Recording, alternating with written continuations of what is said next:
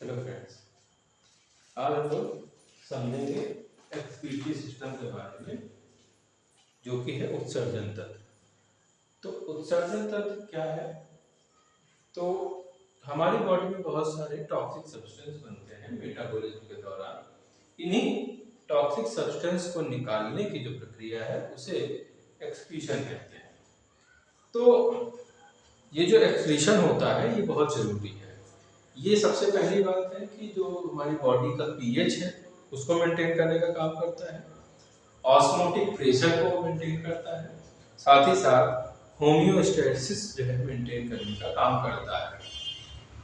अगर हम लोग नाइट्रोजनस वेस्ट को कैटेगराइज करें तो इसको दो तरह से देख सकते हैं। एक वो जो कि ऑर्गेनिक वेस्ट प्रोडक्ट है जिसके अंदर मेनली होता है carbon dioxide. Carbon dioxide acidic in nature होता है और अगर ये ज्यादा समय तक का हमारे शरीर में रह जाए तो ये टॉक्सिक हो जाएगा, जो कि हमारे शरीर के लिए घातक हो जाता है, हमारी सेल्स को डिस्ट्रॉय करना शुरू कर देता है। दूसरा जो प्रोडक्ट है वो नाइट्रोजनस बेस्ड प्रोडक्ट है जिसके अंदर नाइट्रोजन पाई जाती है, जैसे कि अमोनिया, यूरिया, यूरिक एसिड, ये सब। तो इन वो प्रोडक्ट जो जैसे कि अमोनिया जब एक्सक्रीट होता है तो अमोनिया हाईली टॉक्सिक है, इसीलिए अमोनिया को बहुत ज़्यादा पानी की ज़रूरत होती है। तो जो मछलियां हैं उनमें जो एक्सक्रीटरी प्रोडक्ट होगा वो जो है अमोनिया होगा। उसी प्रकार से यूरिया जो है, यूरिया जो है यूरिया है और यूरिक एसिड। तो यूरिया जो होता है ह्यूमन में एक्सक्रीट किया जाता है और यूरिक एसिड जो रेप्टाइल्स होते हैं, छिपकली वगैरह होती हैं, उनके द्वारा जो है एक्सक्रीट किया जाता है।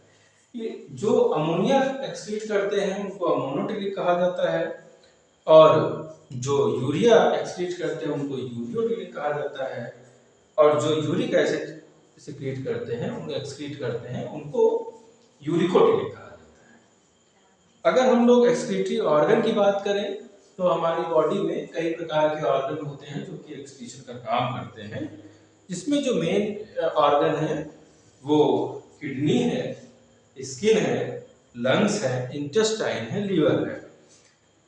जो किडनी है वो सभी वर्टिब्रेट्स में पाई जाती है।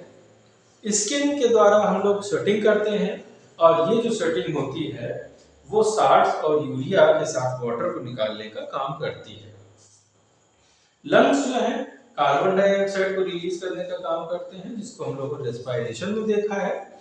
और यूरिक एसिड जो इंटेस्टाइन है वो जो वेस्ट प्रोडक्ट है हमारे फूड के डाइजेशन के बाद बचा हुआ है उनको निकालने का काम करता है गैस के फॉर्म में।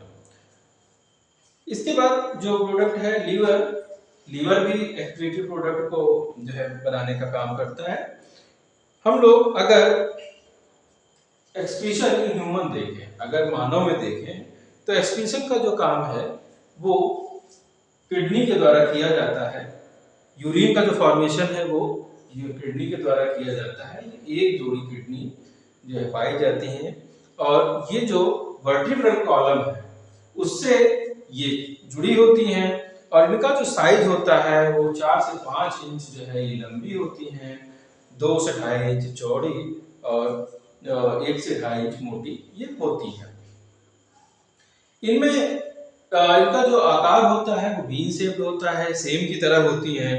इनका जो ऊपरी भाग, इनके ऊपर एक कवरिंग पाई जाती है जिसको कि हम लोग पेरिटोनियम बोलते हैं।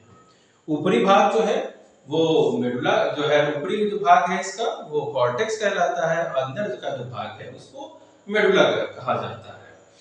इसके बाद ये इस जुड़ी होती है पेल्विक से और फाइनली ये चली जाती है यूरेटर में और ये यूरेटर चला जाता है यूरिन की थैलियों में, वहां पर ये वहां से एक्सक्रीट किया जाता है। अगर हम लोग देखें तो हमारी जो किडनी होती है उसके अंदर प्रत्येक किडनी में 1,30,000 के आसपास नेफ्रॉन पाए जाते हैं और ये जो नेफ्रॉन है ये ब्लड को फिल्टर करके उसमें से यूरिन को फिल्टर करने का काम करते हैं। अगर एक नेफ्रॉन के हम लोग स्ट्रक्चर की बात देखें तो वो कुछ इस तरह से दिखाई देता है कि यहाँ पर एक नेफ्रॉन है और ये जो फूला हुआ हिस्सा है ये वुमेन कैप्सूल कहलाता है। इसके बाद ये जो पाइप नुमा स्ट्रक्चर है ये हेनलेज लूप है और यहाँ पर ये कलेक्टिंग डक्ट है। इसमें आती हैं ब्लड वेसल्स आती हैं। जो आने वाली जो ब्लड वेसल्स हैं वो एफरेंट आर्टेरियोल्स हैं। जो वापस जाने वाली आर्टरीज होती हैं उनको हम लोग एफरेंट आर्टेरियोल्स बोलते हैं। तो इसमें सबसे पहले जो एफरेंट आर्टेरियोल्स है वो छोटी छोटी कैपिलरीज में बढ़ जाता है और इसके बाद बढ़ते बढ़ते ये बना देता है ग्लोमेरुलस और इसके बाद फिर रियूनाइट होता है और एफरेंट आर्टेरियोल से वापस आता है। एफरेंट आर्टेरियोल्स जो है हेनलेज लूप पर आकर फर्दर डिवाइड हो जाते हैं और एक जाल की तरह हेनलेज लूप के ऊपर बना देते हैं। ये फिर से रीयूनाइट होते हैं और एक जो है रीनल वेनिक्यूल बनाते हैं और फिर रीनल वेन में ये कन्वर्ट हो जाते हैं। तो नेफ्रॉन की बात करें तो नेफ्रॉन जो होता है वो जो एक्सक्रीटरी प्रोडक्ट है उसको छानने का काम करता है। यहाँ पर छानने का काम जो किया जाता है तो उसमें दो प्रोसेस है। एक तो फिल्ट्रेशन का प्रोसेस है। फिल्ट्रेशन जब ब्लड जो है कि ये नेफ्रॉन्स में आता है तो ब्लड जब नेफ्रॉन्स में आएगा तो जो एफरेंट आर्टेरियोल्स हैं वो मोटी है और ग्लोमेरुलस में आने पर जब एफरेंट आर्टेरियोल से वापस जाता है तो ये जो एफरेंट आर्टेरियोल से पतली है। तो यहाँ पर ब्लड में एक प्रकार का प्रेशर क्रिएट होता है और ये जो प्रेशर बनता है इस प्रेशर की वजह से जो ब्लड है उसका जो मैक्सिमम हिस्सा है वो फिल्टर कर जाता है, छन जाता है। इस प्रोसेस को अल्ट्राफिल्ट्रेशन कहा जाता है। इसमें जो है प्लाज्मा, जल, मिनरल्स लगभग सब कुछ जो है फिल्टर हो जाता है मगर इसमें नहीं छनता तो वो प्रोटीन होता है। इसके बाद फर्दर जो है अब जब एफरेंट आर्टेरियोल्स ने ये नेटवर्क बना लिया है यहाँ पर जो काम होगा वो रीअब्जॉर्प्शन का काम होगा।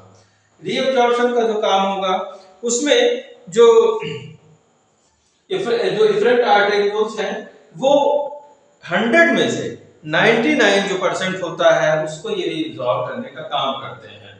अगर हम लोग देखें तो ग्लोमेरुलस में प्रति मिनट 100 ml जो है फिल्ट्रेट जो है क्षमता है और इस प्रकार से जो है जब रीअब्सॉर्प्शन हो जाता है तो उसमें जो है 100 में से 99% जो होता है वो रीअब्सॉर्ब हो जाता है। 1% जो होता है वो यूरिन जो होती है फिल्टर के रूप में आ जाती है।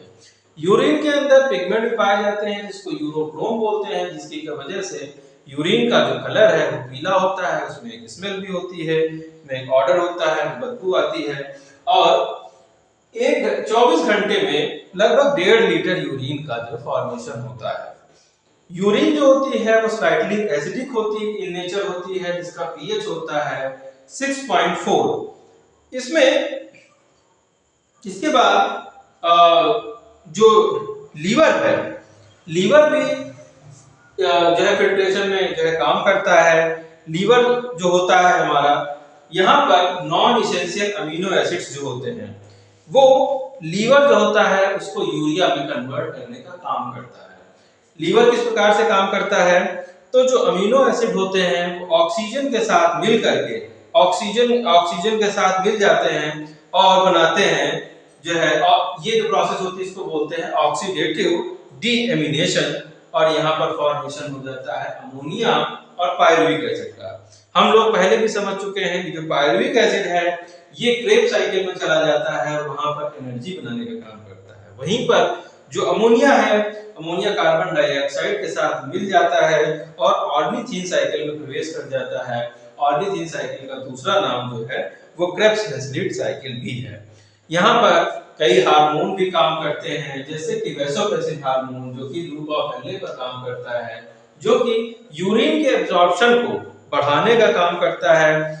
ये एंटी डाययूरेटिक हार्मोन होता है, वैसोप्रेसिन होता है और ये यूरिन में से वाटर को एब्जॉर्ब करने का काम करता है। अगर इसकी मात्रा कम हो जाएगी तो यूरिन में जो जल की मात्रा होती है वो बढ़ जाती है। इसके अलावा ग्लूकोकॉर्टिकॉइड और मिनरलोकॉर्टिकॉइड दो हार्मोन हैं जो कि यूरिन में जल और सोडियम की मात्रा को रेगुलेट करने का काम करते हैं। अगर इसने काम करना कम कर दिया, ग्लूकोकॉर्टिकॉइड मिनरलोकॉर्टिकॉइड अगर कम हो जाएगा तो यूरिन में पानी की और सोडियम की मात्रा बढ़ जाती है, तो एक बीमारी हो जाती है जिसको हम लोग बोलते हैं एडिशन डिजीज। और इसके अलावा एल्डोस्टेरोन हार्मोन होता है जो कि यूरिन में सोडियम और पोटेशियम को रेगुलेट करने का काम करता है।